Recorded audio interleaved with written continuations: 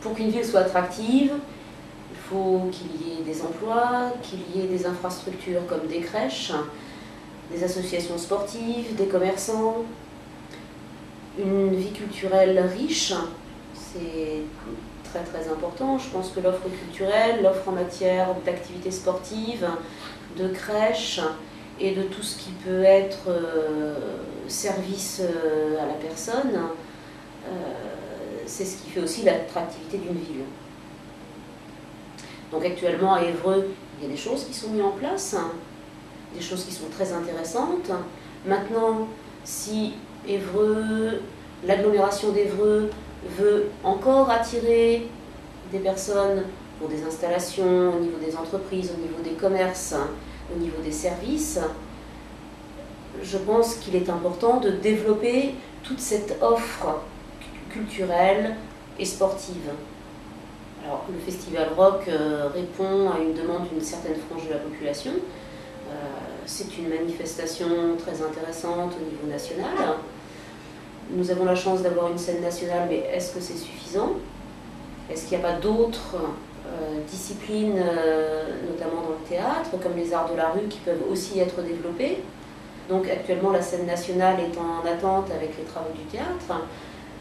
Est-ce que les locaux du théâtre sont suffisants pour héberger des stages, des ateliers, notamment en danse contemporaine, en théâtre? On peut aussi développer, en partenariat avec d'autres associations qui existent, les arts du cirque. Il y a beaucoup de choses encore à développer, des choses qui sont complémentaires. Je pense que ça peut se faire aussi en négociation et en partenariat avec des associations qui œuvrent déjà sur le terrain, auprès des écoles, auprès des centres de loisirs. Un secteur aussi qui n'est pas actuellement couvert sur le secteur, c'est le secteur de la marionnette. Alors il y a un partenariat qui peut être développé avec Bernay, qui a un festival tous les ans. À Saint-André-de-l'Eure, nous sommes sur un projet de maison Inchakov. Donc Bernard Inchakov était un marionnettiste. Et il y a peut-être aussi des passerelles qui peuvent se créer en collaboration avec ces municipalités qui sont des municipalités de l'Eure. Chaque ville est chargée d'histoire, de par ses monuments, de par ses remparts, de par son tissu industriel. Les choses évoluent. Et sur Évreux, donc, moi je pense donc aux remparts qui ont été intégrés au musée d'Évreux. Ça me semble une démarche très intéressante. Maintenant, certains patrimoines qui sont plus récents sont frappés de dangers potentiels de disparition. Je pense notamment aux usines de Navarre, qui représentent une tranche d'histoire de la ville d'Évreux, une tranche d'histoire industrielle. Et je trouverais dommage que ce patrimoine disparaisse. Je pense qu'il y a des choses à y faire, notamment en matière de projets de développement à la culture, où les choses peuvent être à la disposition d'une grande majorité de la population, en matière d'ouverture, en matière de transversalité avec les autres associations. Il y a peut-être aussi une partie qui peut être développée sur ce qui peut être l'industrie future, avec tout ce qui est industrie entre guillemets propre, d'énergie renouvelable, d'éco-entreprise. Et ce patrimoine, on en est les dépositaires quelque part. Nous sommes des passeurs.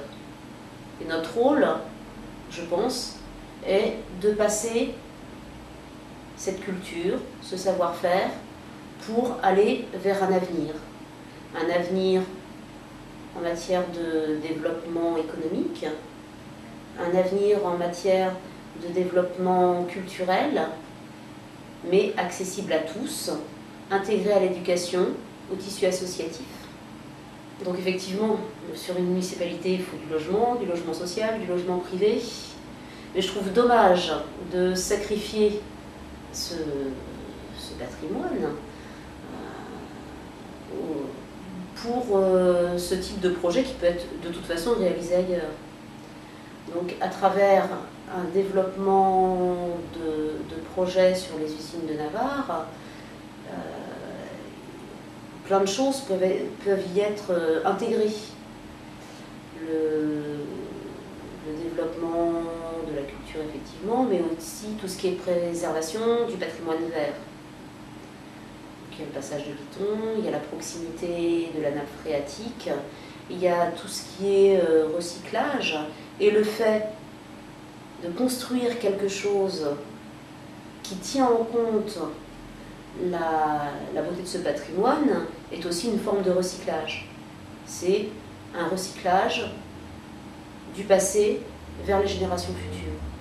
J'aimerais que ce lieu soit aussi un lieu ouvert et accessible à des petits artistes qui ne sont pas encore reconnus. Un partenariat aussi avec un magazine que j'aime beaucoup qui s'appelle Artension, qui est un magazine alternatif à la culture contemporaine en matière de peinture et de sculpture. Et que ces artistes qui sont peut-être parfois aussi un peu subversifs, parce que la fonction de l'art aussi c'est d'être subversif, et vont au chapitre et puissent aussi intervenir et la possibilité de donner leur vision de l'art et de la société. La fonction d'un lieu accueillant des artistes, exposant des artistes ou leur donnant la parole, à mon avis, doit être aussi un lieu d'échange. C'est-à-dire qu'il est dommageable que les artistes invités soient tous des artistes attendus, parce qu'ils sont placés sur un marché, parce qu'ils sont des incontournables, parce qu'ils sont, pour certains, cotés en bourse. S'il n'y a pas de débat, à mon avis, on rate quelque chose au niveau de l'échange intellectuel. Il me semble important que chacun puisse exprimer son point de vue et que l'art n'est pas quelque chose de lisse, de policé, de bien propre. C'est quelque chose qui doit susciter la réflexion et susciter le débat et l'échange entre les êtres humains. Les pouvoirs politiques, quels qu'ils soient, ont intérêt à maîtriser la culture. Mais le rôle de la culture est d'être le poil à gratter qui permette aux politiques de réfléchir.